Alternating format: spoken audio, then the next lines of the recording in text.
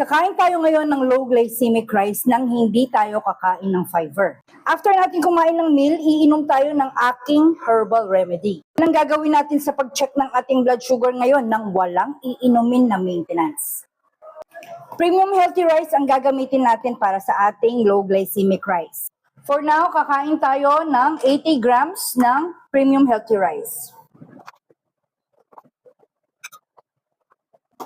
Yan, pwede na yan. Ang iteterno lang natin sa ating rice ay ang omega-3 na tilapia. Dito sa ating water, magpe-prepare na tayo ng apple cider, yung remedy na ginawa natin. Isang kutsara, okay na yan. Siyempre, maglagay tayo ng isang bawang. Bago natin kainin to, i-check na muna natin ang baseline ng ating blood sugar.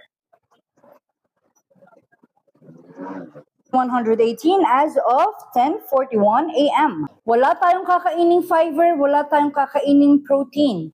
Yung premium rice lang natin at yung steamed na tilapia. After natin kainin to, iinom tayo ng apple cider na ginawa nating remedy. Wala tayong iinumin na maintenance. Babalik tayo after 1 hour para makita natin kung ano ba ang maitutulong ng ating ginawang remedy sa ating blood sugar pagkatapos nating kumain. Tuto ko lang to sa air fryer para walang mantika. Sarap talaga pag steam. Kahit sipsipin mo yung ulong ganyan, walang kamanti-mantika. Safe sa cholesterol. Kain tayo. Inumin na natin tong remedy. Bawang. Nakalipas na ang isang oras, i-check na natin kung ano ang nangyari sa ating blood sugar sa meal at remedy na kinumbine natin kanina. 137 as of 12:01 p.m. 19 milligrams per deciliter ang naging increase ng ating blood sugar sa ika-first hour. Babalik ulit tayo after isa ika-second hour nang wala pa rin tayong iinuming maintenance. Tignan natin kung ano ang maging stability ng ating blood sugar. Lumipas na ang ikalawang oras, i-check na natin kung ano na ang nangyari sa ating blood sugar.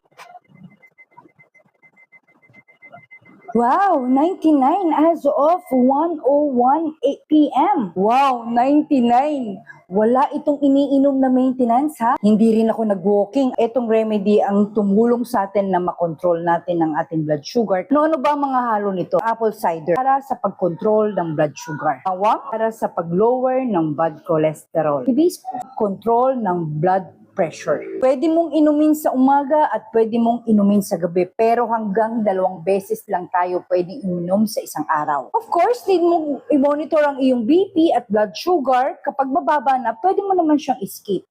That will be all for my today's journey. See you all tomorrow for my tomorrow's journey. Bye!